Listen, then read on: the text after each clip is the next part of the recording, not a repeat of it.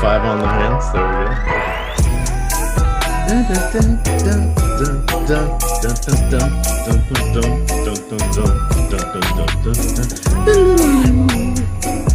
All right, Awesemo, here we go. It's your old pal Emac, brought to you by the Hall of the Mountain King, Peer Gynt. Great tune, great tune. What do we got going on? Well, we have Sunday NFL Live before lock. It has been a long day. It feels like I've done nothing but shows since yesterday when I hopped on a show, about 24 hours ago, Terry. I've done nothing but write articles, 3 articles today, 4 articles yesterday, 3 shows yesterday, 1 today. It's a busy day. How was Spider-Man? You guys went and saw Spider-Man. Let's hit on that while we're collecting people, and then we'll get in on the showdown slate. Terry, you can go first. I had a blast. It delivered across the board on all of my expectations. One of my favorite Marvel movies that they've made so far. Wow. Rocketed to the top of my list of Marvel movies. Okay, that is impressive, because for those of you that don't know, during the pandemic, Mr. T. McBee wrote out the definitive guide and order in which you should watch the Marvel movies. I actually updated it recently. Oh, did you update it? Really? Oh, I updated it to account for all these new Disney Plus shows that came out this past year, Shang-Chi, all these new movies. Yeah, we're updated. I'll keep that thing going every time, every now and then. Very nice. They republished it on me, and I didn't want to look like I was, dramatically out of date. It all of a sudden had a 21 date, so they forced my hand. I had to update it. Had to update it. Did you rewatch all the movies? I live by a certain code, okay? No, I did do a smattering of them. Rewatched all the new stuff to do it, but I didn't rewatch all of them that specific weekend. And Nick, how was it for you? Was this a boys only night? Girlfriend stayed at home. What's going on? Tell me about the movie. Tell me, was it good? Was it a nice continuation? Did you think Tom Holland is the appropriate Spider-Man? Is he better than I forget the other guy that did a few of them. Tobey Maguire, Andrew Garfield. Yeah, I thought the movie was pretty sick, if I'm being honest. I really felt like a child. I remember watching the original ones with Tobey Maguire when I was like 5 years old.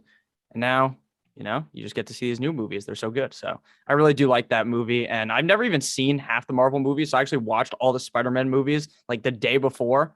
So I was full on that knowledge. I felt like a genius, to be honest, watching the movie. Nice. Nice. All right. And that makes me feel ridiculously old that you're saying that you were watching the Tobey Maguire version as a child. Yeah, I was like 5. It was on the VCR back when we had those things, Yeah. Those were solidly like college-ish, probably age for me, and was mid-20s, I would imagine, for EMAC, mid-early 20s. I never actually saw those, but Kirsten Dunst was in it, I think. Surprising. Sam Raimi directed them. They're pretty solid. The first 2 are very good. The third one is kind of falls flat. I was more Sam into Raimi Sam Raimi is what got me there.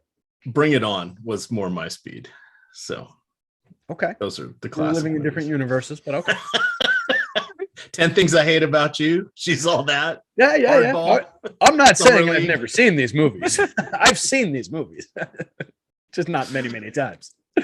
All right. Well, not to fear. We have 61. That is 61 minutes until kickoff. It's 8:20 tonight. Last night, there was a little bit of a kerfluffle. Both sides had it locking at 8:20. Actual NFL kickoff was 8:15. That was a little bit of a disaster there, Terry. I thought it was 8:20. Luckily, I uploaded my stuff at 8:17 before they actually locked them, but they did end up locking them before 8:20. I went and found the ESPN schedule, and it said 7:15. So yikes. A little bit of an oversight there by both DFS sites, though I have a feeling one tends to copy the other. I'm not going to name names. Probably. But but hey, you know who got that one right?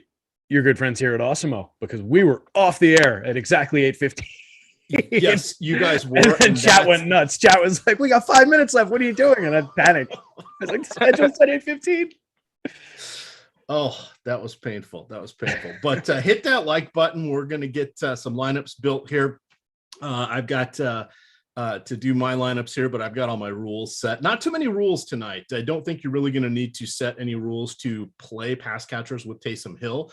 The only rules I set were 2 pass catchers with Tom Brady, 2 of any kickers and defenses combined as a whole group, and then I was going to limit some of the Saints players, but then I thought, you know what, just projections are going to keep them out anyway, some of their pass catchers. So I don't even care who I land with. excuse me, on those, because some of the cheaper ones, sometimes you'd rather have two of them to get a better Tampa Bay player. So rather than restrict myself from that, this seems to be a little bit more wide open than what we have seen previously. I think we have a few games going on right now. You've got, let's see, San Francisco took care of business there. Green Bay is trying to win. It's at the 2-minute warning there for those of you tuning in, or you'll be joining us late, I'm sure, and not listening right now, but they're at the 2-minute warning. And I guess the other one would be Denver. It looks like they are done as well. So just one game going on at the moment. Looks like Mark Andrews was the tight end to have today.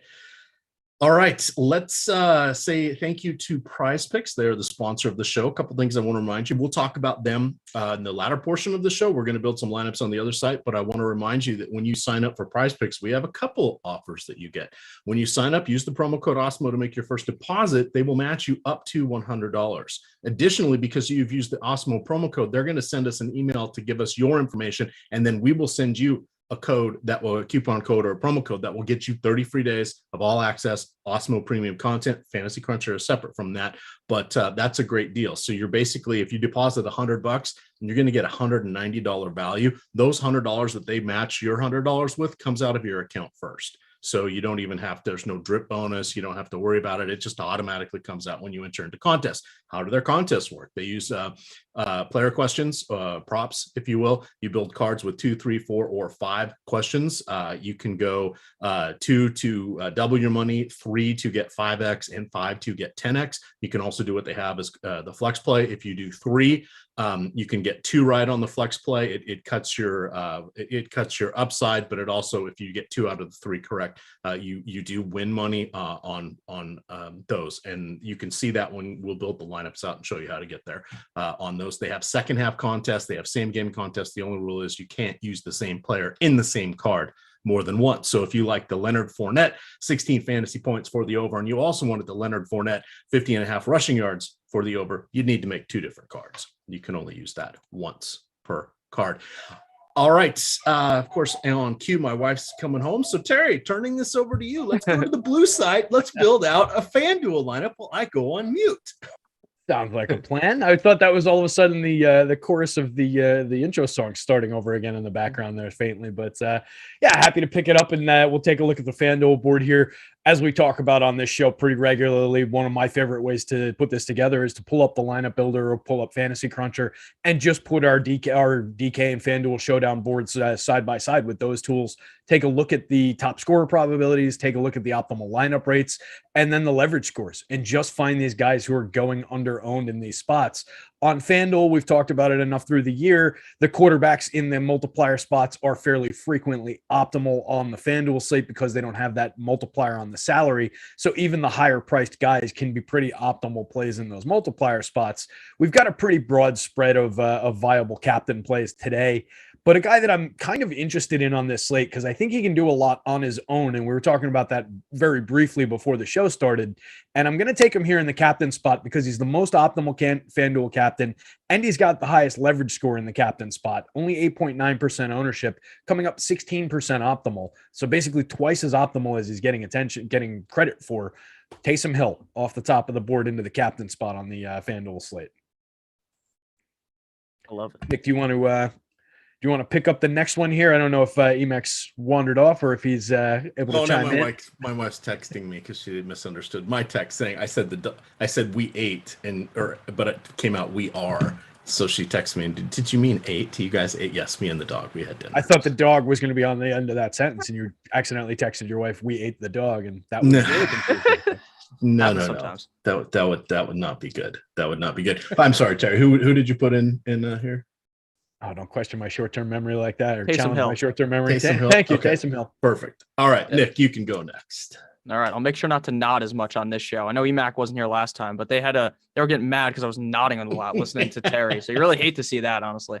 Chat unruly against me. So what I was thinking about doing here is, since I think Taysom Hill doesn't even need necessarily to have a wide receiver paired with him, because it is really up in the air which wide receiver is going to do anything. And there's also a chance that none of them do anything, and Taysom Hill is the optimal captain because he runs for 150 yards and has like 2 rushing touchdowns. So we're going to go ahead and get the tight end of the other team. We're going to get Rob Gronkowski in here. Rob Gronkowski has just been phenomenal all season long when he's healthy. Obviously doesn't have the correlation technically with Taysom Hill, but this guy is just amazing. Last week, he had 9 targets. The week prior, 8, 10, 8. I mean, he's just a dominant force in this offense. And obviously, a lot of people expect the Tampa Bay Buccaneers to score a lot in this game. So I think there's a solid chance that Mr. Rob Gronkowski finds his way into the end zone. Week 13, he had 2 touchdowns. So I think that could definitely happen this week.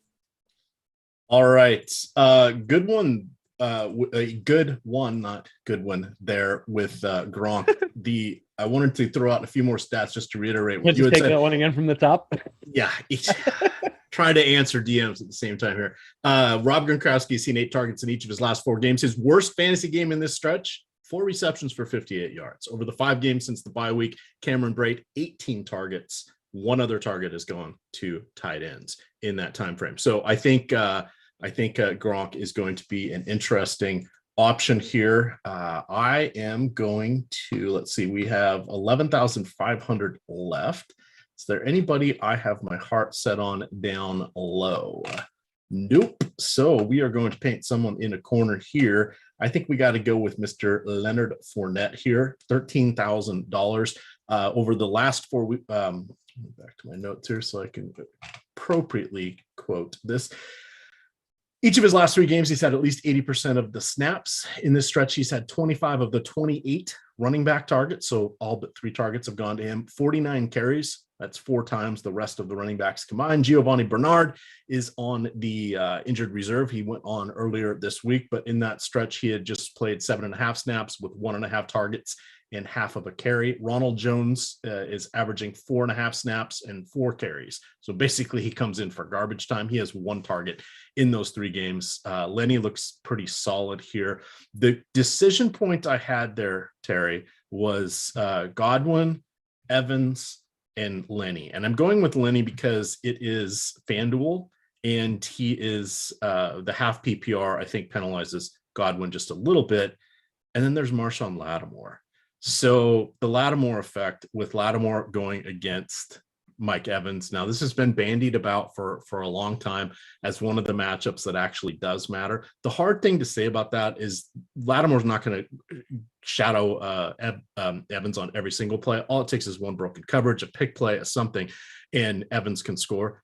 That said, I think 7 of their last 8 games have definitively gone in the favor of Marshawn Lattimore. Still a small sample size, but does that concern you at all? And are you okay with going with Lenny here? No, I'm totally fine with going with Lenny, but the defensive matchup is not something that I really factor in at all. If you had asked me what team Marshawn Lattimore was on, I might not have been able to answer the question before the show. So I just paid 0 attention to defense and specifically 0 attention to individual defensive matchups. It's just not on my board. I'm not saying that that's not a valid point about the potential for Mike Evans to be shut down. What I am kind of leaning into is the fact that that's accounted for. Right? It's counted for in what Vegas looks at. It's accounted for in what we do with projections. So it's on the board already. It's accounted for in their defensive matchups, all of their defensive numbers and everything that impacts where his projections already at within that team matchup because he's been playing for the team this whole time. So their team matchup, their team ratings versus the pass are because he's in there, right? So he's not just having that impact on Mike Evans. It's the impact that he has on their defense overall and the impact that that has across the board. So for me, it's already factored in, but yeah, I can understand that. But there's also an underlying inflection point behind that decision as well that I don't know if you were aware of. If you go to Fournette there, it leaves us if you go to Fournette there, you don't have enough to put Tom Brady in this lineup. If you go to either Evans or Godwin, you can put Tom Brady in. If you go to the more expensive Godwin at 12.5, you can put Tom Brady there and have $5,000 to spend on a player on the other side. That gets you Adam Troutman from the other side, which is kind of interesting to me. He's really the only player that I'm interested in at that price. I don't think there's anybody else, but that kind of sets up interestingly to go that route. If you go with Evans instead of Godwin at 12,000, that opens up a little bit more that you can do, because now you've got 55. You can get to a couple other guys that are on the board. So it's just an important inflection point about the slate, about roster construction as a whole to point out when we make that decision there. And it was something I was actually poking at before you even went that route with the pick and then the subsequent discussion. So I just thought it was a really, really interesting way to make this lineup and to look at these picks. So with Fournette going in here, I can't go Brady. So I'm going to. So part of my thought, and this was unintentional, I was hoping we'd build one of our 3 lineups without Brady, because he's going to be incredibly popular. I didn't know which of the sites it would be, but good point. It ended up being FanDuel, but I think that's a differentiation spot that we can look to on this. Yeah, for sure. And I mean, Brady's going to be by far the chalkiest player on the slate, with good reason. He's Tom Brady. He's in a great, spot. He's going to obviously win this game. I'd be shocked if they don't. But when we're looking at Brady on FanDuel in the flex roll, negative 9.5 leverage, it makes a ton of sense to get him. I'm not saying it doesn't. 2 to 5, top 2 to 5 scorer percentage is almost 60% likely to be in the top 2 to 5 scorers. It's a guy you want in the lineup frequently. But I do think this is a viable lineup. And what I was going to actually do with this next pick is take another of the Tampa skill players here, and it could be Godwin, it could be Evans. I'll take Evans just on leverage and ownership in the flex spot. 6.9 leverage score in the flex position, 32% optimal. Top 2 to 5 score, 39.2%. Only owned 25% of the time. Where Godwin comes in. Godwin does come in more positively leveraged, more frequently optimal. It's just a higher aggregate ownership. I forgot what I had it sorted by. I'll still take Evans just for the less raw ownership. But the overarching point was I do like the idea of going with kind of a Tampa route through the middle of a lineup, even with Taysom Hill at the top, because like I started out with that pick, I don't think he needs one of his skill players necessarily correlated to deliver us optimal value in that quarterback spot. And setting it up this way, we've got 9,500 on the board. We can take basically any one of his skill players that we want if he's not named Alvin Kamara. All right, that puts us in an interesting spot here, Nick, because we have we're looking at some of the discount dandies.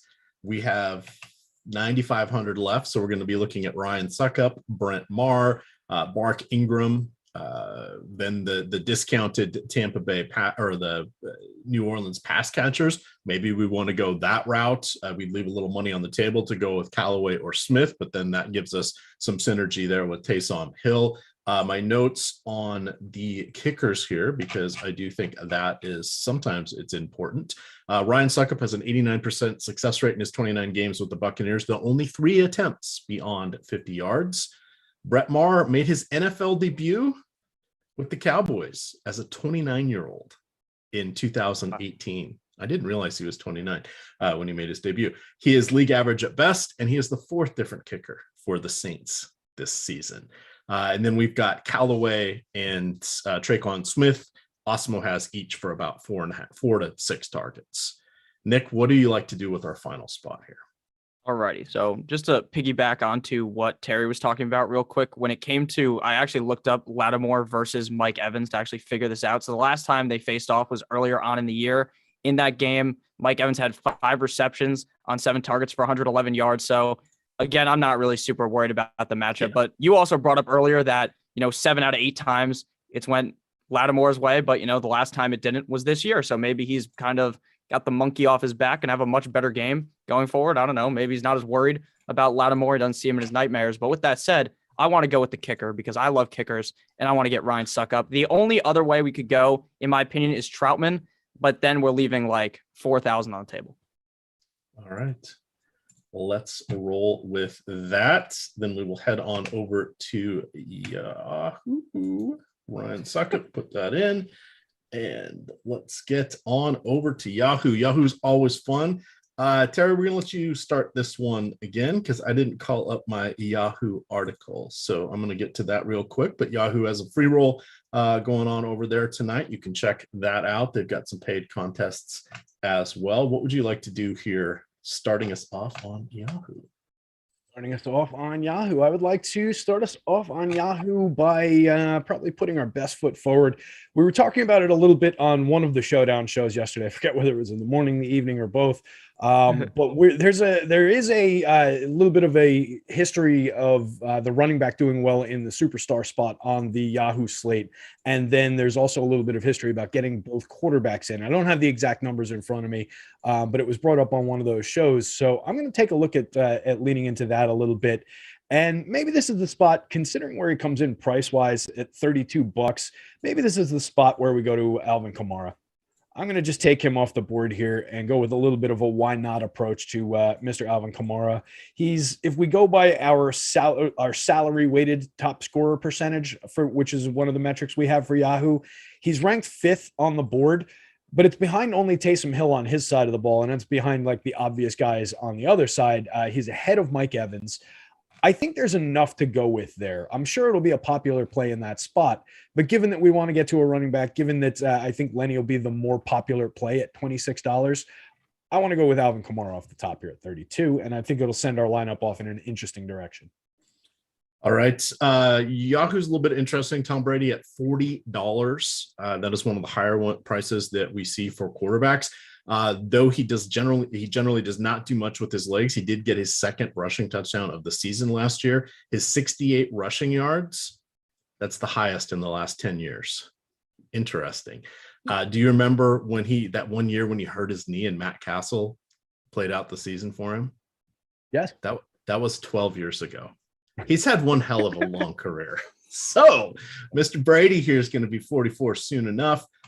Maybe he already is 44. I see that's not in my notes here, but he is averaging 42 pass attempts per season or per game this season. You've got Taysom Hill in his 6 starts in his career. Nick, he has 6 touchdowns passing and 6 interceptions. Not overly exciting there. We've got Leonard Fournette down there at 26. He is somewhat interesting. You've got Rob Gronkowski at 24. A little easier to get to him there than it is a Godwin at 31 or Mike Evans at 28. And then we got a gazillion $10 players, including Mike Troutman, who is at 11, or Adam Troutman, who is at 11. Mike Troutman. Wrong sport, wrong name, but there we go. Someone asked a question, which of you, they see me doing all of these, which is your favorite? Baseball's my favorite DFS, then it's basketball. Football is well behind, but football clearly is the most popular. I like baseball better. It's just more fun. There's more slates. Nick, I'm gonna let you go next. Where do you want to go with this? We can still have absolutely anybody on the board.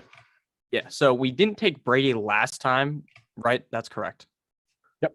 Correct. Yep, okay, so I think we should take him this time. I mean, I think it would be kind of crazy if we did 2 out of 3 lineups without Tom Brady, since I consider Tom Brady to probably be the best play on this. And we still have room to match Tom Brady with Rob Gronkowski, if that's the way we want it to look. So I do like Tom Brady a lot tonight for obvious reasons. The fact that he's very good, and there's some stats that point towards why he's so good. He actually has the best protection rate in the National Football League, 554 passing attempts on the season. He ranks first in that, ranks first in passing yards. He ranks first in passing touchdowns. Like you said, he's not going to go out there and run the ball a million times. He ranks 30th in rushing yards in the NFL, but hey, maybe he'll just break one loose like he did last week. Last week, I think the defense angered him. That's why he ran for like 12 yards in that game. So maybe that'll happen again tonight up against Sean Payton, who's not there actually, because they're going to have Kevin James be Sean Payton tonight.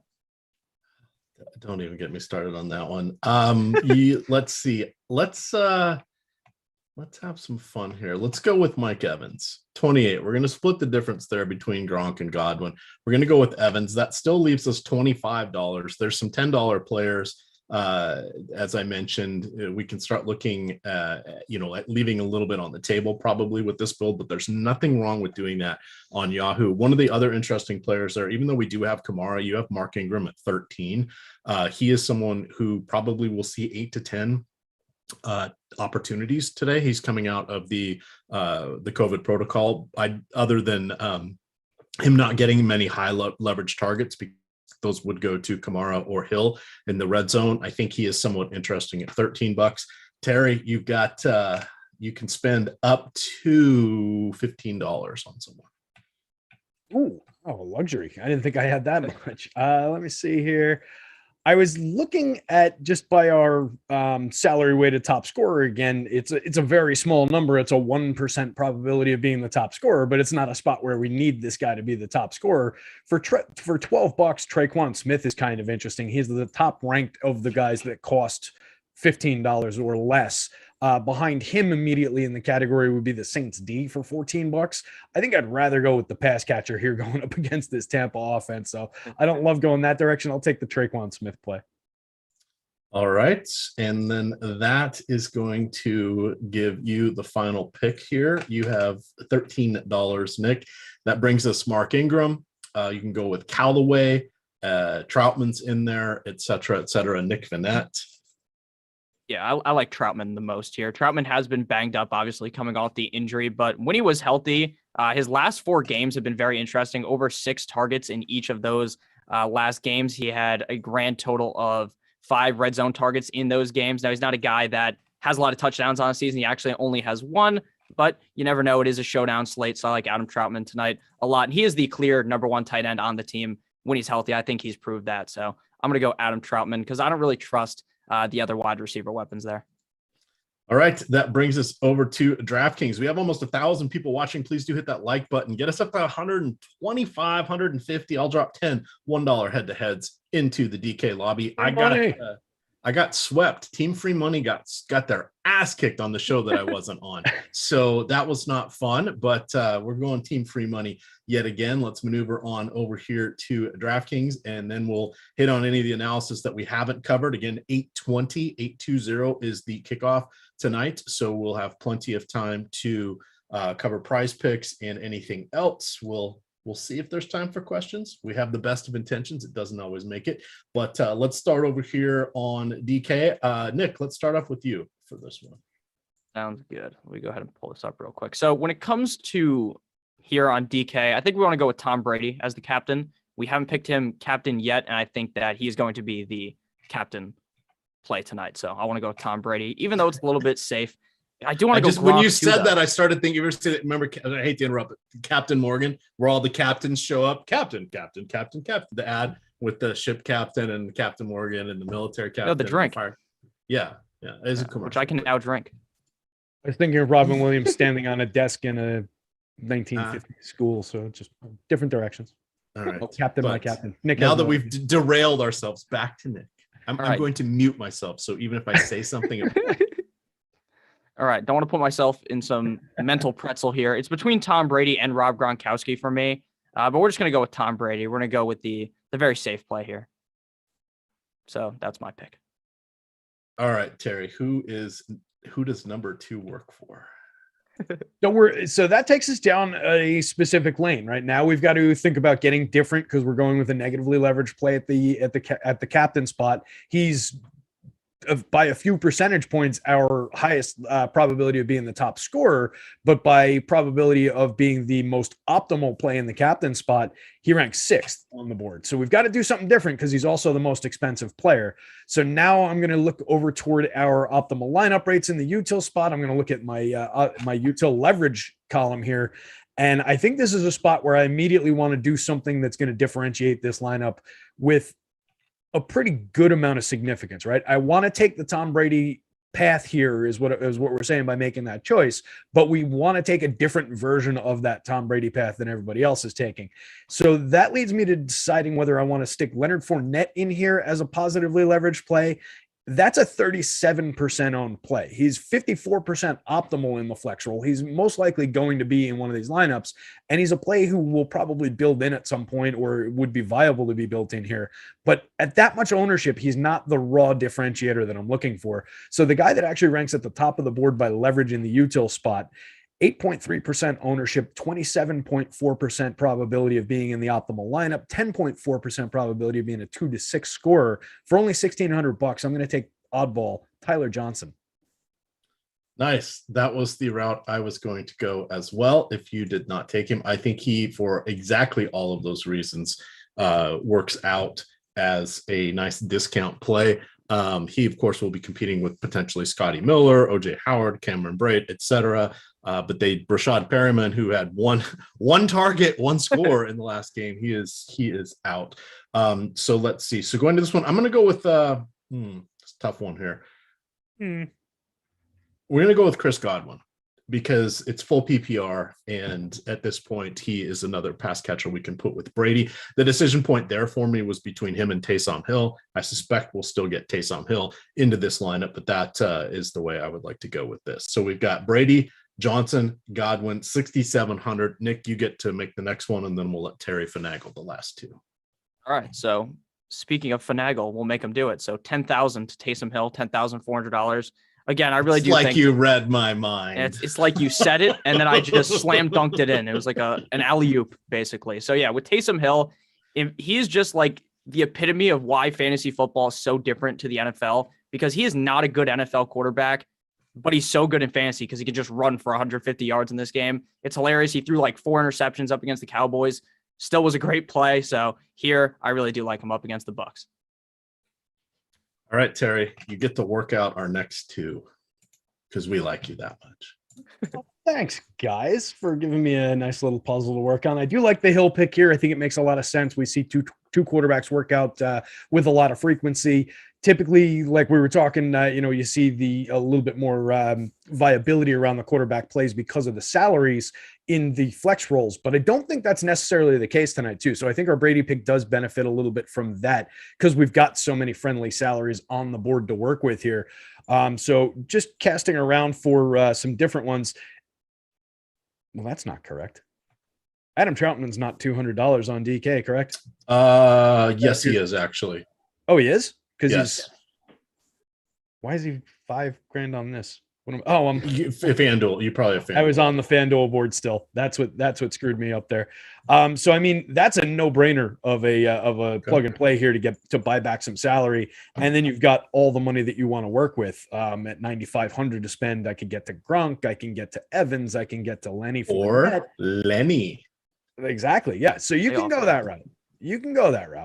You can look at a Marquez Callaway for 4,800, leaves you 4,900 on the board. It's a different kind of construction. I think a lot of people are going to lean into grabbing that 200 for Troutman. So is it worth exploring if there's anything here at 4,900 left on the board? That's where in my head, I thought I was trying to get to 5,000 to spend for Troutman a second ago. So I'm kind of recalibrating here at 49. I don't love it. It would be a move where we're probably leaving some money on the table and trying to go to like maybe the Bucks D, maybe Ryan Sukup here, however you say his last name. Yeah, I think the Troutman play is the right way to go with that build for $200. It's very difficult for that to go haywire here, and you're just buying back to get to a different skill player. And then with that at 9,500, I'll take Gronk. What the hell? That leaves 1,700 on the board, and maybe it gets us a little bit different by virtue of leaving some salary on the board, going with this construction in a lineup that still has Brady in the captain spot. All right. We've got a $5 super chat here from Twisted Reality Gaming. More of a statement. It says, Captain Taysom Hill is a leverage play tonight, fading Brady as his passing touchdowns he believes will be minimal. Fournette could be the flex play. Let's turn this back over to Nick. Anything that you want to hit on? We didn't really get into the New Orleans receivers. Let's see. What do we want to say about that? Who knows who's going to get the passes? 2 games ago, we did see Taysom Hill with 41 passes. I think he had low 20s. In the last one, we saw Kamara only get 5 targets in the last game, but 5 out of the 21 is a 25% target share. Still pretty solid. And he had, I'm going to say like 27 carries. What are you thinking here? Just break down the skill positions for us here quickly for New Orleans. Yeah, I gotcha. So if you guys remember back in August, the darling of everyone loved Marquez Callaway. And that was the funniest thing ever because we were far from the truth there because Marquez Callaway has not done all that much this season, though last week he did have 4 targets, 2 receptions, 34 yards when compared to Traquan Smith, 3 targets, 3 receptions, 33 yards. I really think that it really is basically a coin flip between the two. I think that having a very hard stance either way is a little bit silly in my opinion, but I would probably prefer if I was to flip that coin in my head that it's going to land on Traquan Smith. I just feel as though he's the slightly better play. I just feel as though he's been getting a little bit more targets as of recently, and I don't feel that way. I know that because I'm looking at the stats on my screen right now. 7 targets the week prior, 5 the week before that, 8 the week before that. So I think Traquan Smith would be the kind of play there. And then again, we could talk about Troutman a little bit. I do like Troutman a lot. He was very heavily targeted for this team. He is a key piece in this offense. Well, that obviously changed with Taysom Hill, obviously, because he's not going to be throwing the ball at as high of a rate as a guy like Jameis Winston, but I am still very interested in Adam Troutman. Is there anything that I missed there you guys would want to add in? I think that hits everything, yeah. Yep. Yeah, I think we were about to say the exact same thing there. Interesting that Callaway's gotten on my board here 4 targets in a row, 5 weeks in a row, or 4 targets, 5 weeks in a row. It's just remarkable consistency. But yeah, I'm with you on the distinction between the 2 wideouts. I would go that way as well. I think Troutman's super interesting, particularly now that I know for sure that you can get him for $200 on that DK slate. Just based on what that opens up, it's just a free square that you can build into your lineups there. He's got to only catch a pass and not run backward with it to deliver any kind of value. So it's and I'm good with that. Taking a look at some of the other things on the board, is there anything, Nick, that pops out to you in terms of like going to the defenses here, to the kickers? Is there any love for like the offbeat plays for you in lineup building on this one? Yeah, we probably should have brought up Deontay Harris. He's a name that is also a wide receiver. He was the big play from last week on DraftKings. He had 19 fantasy points last week up against the Dallas Cowboys, or not last week, the week prior. Wait, is he actually able to play this week? Because he did have a DUI. He's suspended for the next 2 games. He appealed. Never mind. Did not win. Just trying to find him. That explains it. I lied to you, so I apologize. Never mind about Deontay Harris. But yeah, what I was wanting to talk about is Ryan Suckup. I really do like Suckup. He has been very consistent thus far this season as the kicker for the Bucs, and I am not very trustworthy of Brett Maher, the kicker of the Saints, who I remember from being the kicker on the Cowboys and not being that helpful for my fantasy teams. All right. Yeah, go ahead. Sorry, I was just going to throw in that, the way that Ryan Suckup rates on the board does definitely make him interesting in terms of our numbers for him at 4,200. I wouldn't stick him in the captain spot with all that much frequency. If you want to take a couple lotto tickets out and go that route, it's fine, but it doesn't come up all that often. He is a positively leveraged play there. In our simulations, he's coming up around 5% of the time. Where I think he's more interesting, 14.3 leverage score, 30% optimal, and only getting like half that on the ownership in the flex spots. So I'm good with going to a little bit more of the kicker here than I normally would be. Normally, it's something I don't tend to go to. I prefer the skill players. All right. I was going to say I have just put those 10 $1 head-to-heads there in the DK lobby. Please do hit that like button. Get us up to 150. That would be a very, very nice touch for this show. As we look at Tom Brady leading the league with 318 passing yards per game, he is also first with 36 touchdowns. He's phenomenal. Is there anything he can't do? I don't know. Wouldn't it be fun if it was a him versus Belichick in the Super Bowl? Oh, God, I'd love that, just because maybe it could end in a tie. Do they allow that? Can we have that happen? I don't know. We'll ask some people about that. But clearly, he's going to be a phenomenal option. We know what we're getting.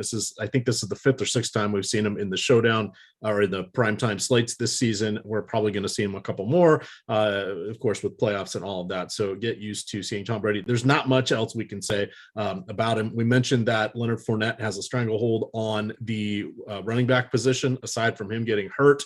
It's really going to be an afterthought for Ronald Jones II and to Keyshawn Johnson. Is that who's Keyshawn Vaughn? Keyshawn Vaughn. Keyshawn Johnson used to play on the Jets back in the day. Keyshawn Johnson, he played for Tampa. He played for Tampa. I thought he played on the Jets. My dad has his jersey. He did play on the Jets as well. He did. Just give him the damn ball. Throw him the damn ball enough. Just give him the damn ball. That's all you got to do. Then we get into the wide receivers there. It's a lot of fun in this one, but I think we've hit that pretty well. Would you play either defense in this one? Probably no for the Saints. Brady just doesn't get sacked, doesn't have that many interceptions, but the Tampa Bay defense, somewhat interesting here. Any thoughts on that? And then we'll look at some prize picks. You want to go, Terry? Yeah, from the DFS side, at $4,000, they're coming up a decent amount in the optimal and the flex spot. It's similar to kicker. There is a little bit of viability if we look back into our multi-year historical sampling that I write about. 3 of the, I think it's 5 defensive wins in the captain role came in games that were shaped somewhat like this in terms of the point spread. One gigantic favorite. In this case, it's an 11.5 point favorite the last time I looked. And those were also in games that were lower point totals than tonight's game. Tonight's kind of in that middling area that tends to actually end up with lines that are more in like the 5-6 range. So this game's kind of an outlier in when you look at both the total and the point spread. But just looking at the massive point spread, I think the Bucs are viable here as a defensive play. We all know, they don't even need to go out and win the game or completely shut down New Orleans, obviously, to deliver value here. You get a couple interceptions, a couple sacks, of course, a defensive touchdown. That's really what you're looking for. So I think, with positive leverage, with a low salary, and with a frequency of coming up optimal and some good football and historical reasons to consider the play anyway, I think it's worth taking a look at more in the flex spot, but maybe for a few more shares than I would normally do in the captain role as well. Gotcha. I was going to ask you real quick if you think that it would be more favorable in a vacuum because there's only a price difference of $200. Would you rather have the Buccaneers defense or their kicker suck up? Probably the kicker, just based on the amount that we're finding him optimal. He's more optimal. He's more positively leveraged. It's a slight difference in terms of the actual raw ownership, right? We've got the Bucs 16.9. We've got the kicker at 15.7. I've apparently decided to call him the kicker because I don't pronounce his name easily or correctly. So I would lean toward him just based on that leverage, but it's actually a little closer than it might seem. The probability of being a top 2 to 6 scorer is very similar. So that's kind of an either way one for me. Okay. All right. Did you have a strong lean on that one? We've got a super chat here that I want to get to. Hill or Gronkowski captain on DraftKings? Nick. Take it, Nick. Yeah, Hill or Taysom Hill. Taysom Hill or Rob Gronkowski is the answer. I would go with Taysom Hill, I think, because Taysom Hill, the amount of points that this guy can get from running the ball is just insane, and that's just kind of how I look at it. I think Gronk probably will have a big game, right? I've talked a lot about Gronk in this video, and on the video, it's a live stream, obviously. But with that said, yeah, I do like Taysom Hill a little bit more. And again, he's not a guy that's going to throw the ball 30 plus times in this game. Even if they're down, their best way to succeed in this game is to just keep running the ball. And I wouldn't be surprised if Taysom Hill had 2+ touchdowns, and I would be a little bit more surprised if Gronk did. So that's kind of why I lean that way. What do you think, Terry? So I would probably go toward the Gronk side of that one. I do like still, even with the lower salary on Hill, which makes him a little bit more effective in that captain spot. And for all the reasons that we talked about, that you just said, that we talked about when we put him in one of these multiplier spots, I do think he plays well in that role. But I do still, based on just the way that these tournaments tend to go on DraftKings, I do still like the idea of getting to one of the less expensive skill players in that captain multiplier spot.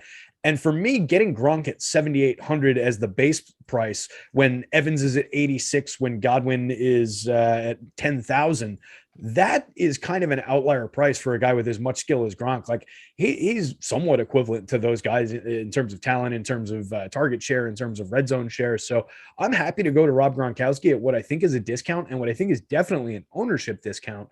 11.8% optimal in the captain role, the third highest optimal rate, only owns 7.1% of the time, giving us one of the better captain leverage scores at a 4.7. I don't think there's anything wrong with the Taysom Hill one, but one lineup, I would probably go with Gronkowski and then take the bonus that he gives me and what I can build on the back end. All right. Do real people ever win on DraftKings? No. Why, yes, they do. It's all bots, and the non-bots are actually monkeys. Surprisingly, somebody gave a bunch of phones to 10,000 monkeys, and instead of typing out Shakespeare, they decided to enter DFS contests. Crazy. Unbelievable. I always wondered if that was going to be the case. Shout out to Vasa, who won the DK Live Final, $2.5 million. 180 Degrees Miami, $1.3 million for second. Mike MC, $750,000 for third, and Z Smiley, $500,000 for fourth. So yes, those people did win some real money over there. I think those are robots, though. Did any of them have an Awesemo logo in their account? Can they get a free month? I'm only looking on the that free month. I'm only looking at the laptop, so I can't tell. All right, let's hit 5 on mil. some. They're gonna write in looking for the free month, and I encourage that. We love that. Absolutely. Absolutely. So let's get 150 likes exactly. I think we should get to 200. We have 1,100 people watching. Come on, help us out here. It would be a lot of fun. Let's move over to Prize Picks. So we're going to talk about them. Reminder, if you sign up and use the promo code Awesemo, they will give you a $100 deposit match. You put in $10, they'll give you 10. You put in 100, they'll give you 100. You put in 200, they're going to give you 100 because it's a $100 deposit match. Using that promo code Awesemo also triggers them to send us an email to give you a promo code for 30 free days of Awesemo premium content. That's $190 value. You put in that $100, that deposit match money comes out first. What do we do on Prize Picks? We build player cards off of questions. They have a variety of sports. They have second half contests. They have single game contests. They have let's go to their site and look real quick right now and see how many different sports are available. NFL, NBA, you can look at just defenses, which is an interesting one. College basketball, NBA first half, NBA second half, NFL first half, CSGO, all sorts of stuff. College basketball, college football. Good times there. Lots of stuff going on, so you can check that out. By making the player cards, you can choose 2, 3, 4, or 5 questions. The more questions you select, and the more you set it up to get right, the higher your multiplier. That is known as a parlay. So check it out. It is a lot of fun. Let's look at some of the questions that I found had some of the more interesting things, and a lot of you guys can utilize Awesemo OddShopper to do this. If you go over to Awesemo OddShopper, you can open that up, do on Shop NFL. And if you're in a state that has sports books, you can use that. A lot of Prize Pick states don't have sports books yet, but you can still go to the player props. And instead of sorting by ROI, you want to sort by win percentage. And that will show you the most likely of the overs or unders. Now, those aren't exactly going to align with Prize Picks, but it will help you because, for instance, if you look at the Taysom Hill is 190 passing yards on Prize Picks. Awesemo has it for 220 passing yards. I'm assuming he's probably around 200 passing yards on the book. So you can see that even the line on the books is higher than what Prize Picks is. So perhaps we would want to shade over in that case. If all the sports books were saying it was, 170, 175, and Prize Picks was higher and Awesemo was way over here, you may want to look at it and think long and hard about what's going on with that, and if it's something that you can support. So up at the top here, we have Tom Brady. Prize Picks, I took these 45 minutes ago. Hopefully they are still the same. 294 and a half passing. Can I cut you off real quick? Just something on the business end. Do you have anything in the read there about the 12 days of holidays or whatever they're calling it that they're running? And something did just pop up in front of me, and I think it's interesting that it still popped up at this point of the day, because there's a match bonus if Kyle Rudolph catches a pass, and that already happened. He did catch a pass today. So if people aren't on Prize Picks, I encourage them jump on and take advantage. It's some kind of match deposit. If you have the details, give them. But yes, Kyle Rudolph did catch that pass, so we got what we needed. So if you go to Prize Picks Pixmas, Prize Picks /Pixmas, I'm going to drop this into the chat, because what they are doing here is each day they're giving a new offer and throughout the day to entice you to play. So today the pick was, if you pick your first one that you put in, you can't choose which one it is. It's just your first one. If you put in a 5-pick flex play, so the flex play means if you win 3 or more of the 5, you're going to start getting money back. If you put that in and you pick a 5 pick and it gets all 5 picks, instead of being 10x, they're going to make it 20x. So that's a good question. I don't know if that how that works since that game did happen, but yeah, so it popped up and it had a claim now thing, but it's attached to a deposit, so I couldn't do it. It just went to a blank screen.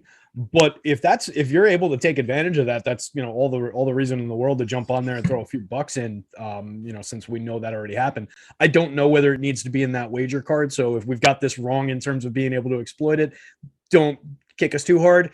But it seems like something we might be able to take advantage of. But for example, they still have another 6 days of Christmas. So last Saturday it was the stocking stuffer. So they had Kristaps Porzingis, or whichever day that was. As long as he got a block, any card that you used with the Kristaps Porzingis question, didn't have to be the blocks, got a 25% bonus on top of it. Nice. Let's see. Yesterday it was the snowball fight. If you referred a friend and they deposited money, each of you would get $1 for every time Jake Paul was hit in that fight. So they're doing all sorts of fun things, but you can go check that out at prizepicks.com/Pickmas, like picks and Christmas, Picksmas. There you go. Very nice. The first time I heard you say it, I thought you had said Picks Mess, and I was wondering what we were promoting, but then I listened and I got it immediately. It wasn't your fault. It was my fault. All right. Let's see. So back to this. So how are you guys feeling about the passing yard props? They have Tom Brady at 294.5. Awesemo has him for about 10 over that. He averages 318 per game. Taysom Hill is at 190. Awesemo has him for 220. Do either one of those entice you guys? I go, Terry. You want me to go? Yeah, all yours, buddy. Okay, so for the passing yards, I think I would be more in favor of Tom Brady's versus Taysom Hill's. Taysom Hill has hit that mark once in his last 2 games. He hit over 190.5. In the other game, he was under that. He passed for, I wish I knew. Okay, no, it's right here. Sorry about that. He passed for 175 yards last week. The week prior to that, up against the Cowboys, 264. To be honest, I think that's a little too much of a dice roll. I think it could be easy for Tom Brady to pass that number. So what do you think, Terry? Yeah, I'm with you. I just want to take the guy. If I'm deciding between those two, I definitely want to take the guy who is known for his ability to throw the football a little bit more than a guy like Taysom Hill is. Just looking at the raw attempts on the season, Taysom Hill in 6 starts has only thrown 70 footballs. That's a not really normal kind of ratio for a quarterback to be throwing the ball at. So just based on the amount of times that Brady's going to throw it, based on Alex having him projected for about 10 yards beyond that, I'm happy to go with that one. We've got it at 60% on a 294. So if it's around that, I think we can comfortably go there. Yeah, and since you can't take the same guy twice, Taysom Hill's rushing yards are very enticing, whereas his passing yards to me just really aren't. So that's kind of how I think of it. That's a great way to look at it. Brings us to the next category. Alvin Kamara, 48.5 passing yards. Awesemo has him at 52. Kind of feels a little bit like a stay away. Leonard Fournette, we also are going to like him for fantasy points, but the rushing yard might be a little bit better. Price Picks has him at 51.5. Awesemo at 72.5. And then you mentioned Taysom Hill, 40.5. Awesemo has him at 51.5. I think we really like the Taysom Hill one there. How do you feel about the Fournette and the Kamara, Terry? Yeah, I was going the other direction with it. Fournette seems like a kind of a no-brainer there. We had it at 72.53 yards the last time around, so it was a 54%er on a 60.5 yards. So if we're taking another 10 yards off the prop that he's got to get to, I imagine that's going to vault us up into the trajectory where we need to be for that kind of a pick to come through pretty reliably. So I'm pretty good with that one. Always like to get to Leonard Fournette. We were talking about it earlier. Not always sure why I like to get to Leonard Fournette, but I do.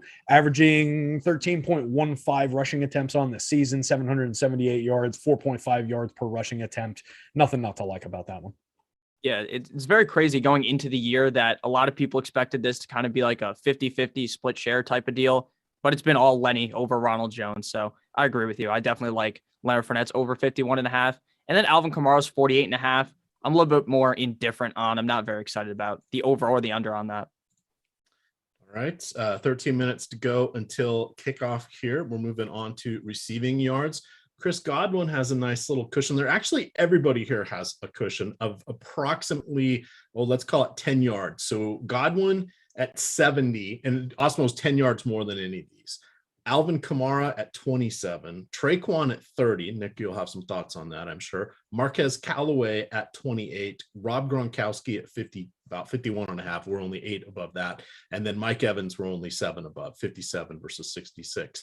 How are you feeling there about the Godwin, Kamara, and Traquan Smith, Nick? Yeah, so I think that I would like the Traquan Smith over, but I would tell you that is probably the most risky one out of all of these. I think the Godwin over, in my opinion, would be definitely safer with that. Same with Alvin Kamara. My only worry about Alvin Kamara is that with Taysom Hill, he doesn't really like to dump the ball off as much as a guy like Drew Brees would or Jameis Winston. And that's because, he likes calling his own number. He'd rather just run the ball over dumping the ball off to Alvin Kamara. Even with that said, though, Kamara did have 5 targets, 4 receptions in their last game up against the Jets. So I would go with the over on that one. I think he could get that done. What do you think, Terry? Yeah, I think we could go with that one. I think we could.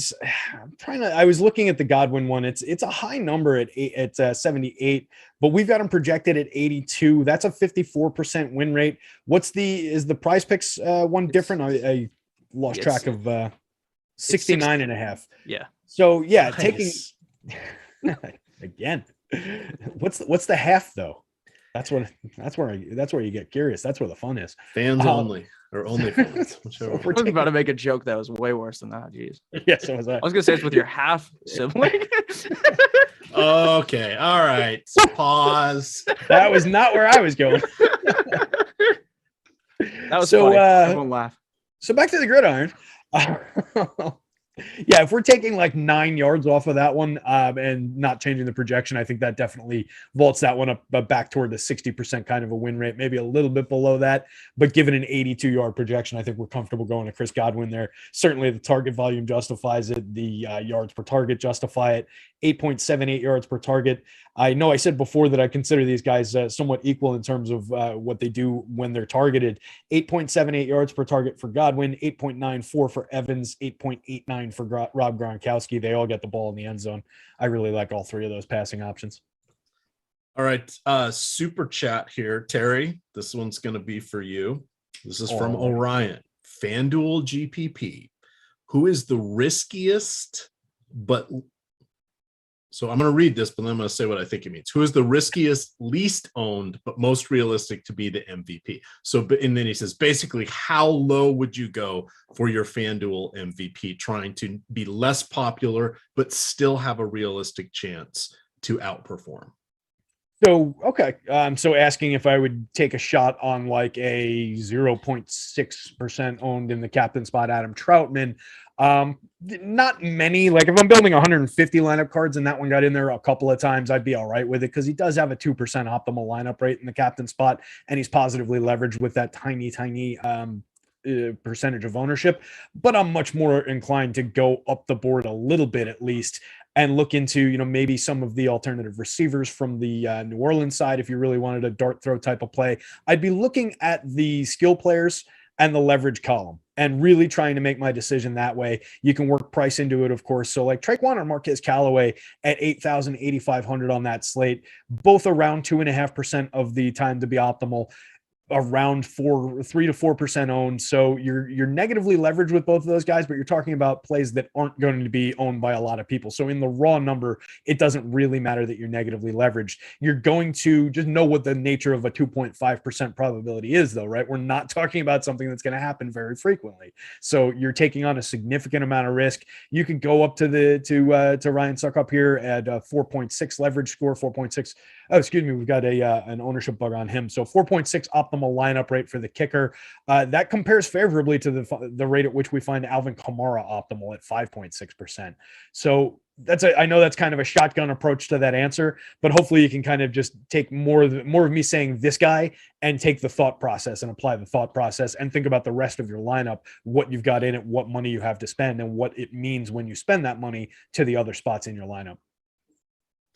All right. Someone's asking about Scotty Miller. A little nervous about him. So he, in his last 3 weeks, played 4-4, and then he didn't have any snaps last week. So he has 8 snaps in the last 3 games. I don't know if he was active or not last week.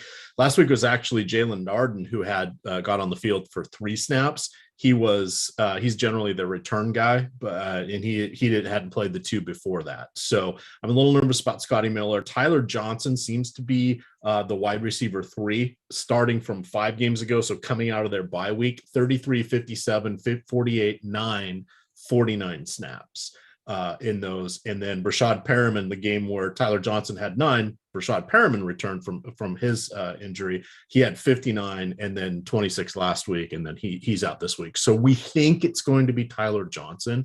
That's the way we're leaning. Scotty Miller started off the season seeing about in his first 3 games before he got hurt, 12, 19, and 44% snap share. In those same games, Tyler Johnson was 5, 27, and 47. That third game where they both did pretty well, Antonio Brown did not play that game, but that's months ago. So it's really hard to infer anything from that, but it does seem like Tyler Johnson is going to be the person that goes in tonight. But as we saw last night, weird stuff can happen in a 1-game sample size, like Hunter Henry, 2 touchdowns until Jonathan Taylor said, fam, we got this. We got this. All right. I mean, there is that term. embracing of risk with these picks, and in a showdown format, you kind of have to go that route because they're somewhat limited. But just to put a button on that comparison that you were making, even in those first 3 weeks where Miller was getting some snaps and Johnson was as well, if you look at the targets, the first week 1, Johnson got 1 look, Miller got none. I guess Miller didn't play that week because it's a line instead of a 0. Week 2, Johnson got 2 targets, Miller got a 0. Week 3, that bigger week that you just mentioned when Antonio Brown was out, Tyler Johnson got 6 looks, Scotty Miller got 3 looks. So just Johnson getting more opportunities regardless of what's going on the field. I think that's easily the better play, and I think he's the better football player. And especially in these recent weeks, he's just been more involved in the offense. All right, Pot Pharma likes that. Not fam. Hey, I'm just me saying things like that. Just seeing if you're paying attention. It seems pretty absurd when I say something like that. So it's like a cold bucket of reality. You're saying that was irony? That wasn't earnest? Yeah, one of these kids is doing their own thing. One of these kids is not the same. So choose who's being different. Gronk or Mike Evans?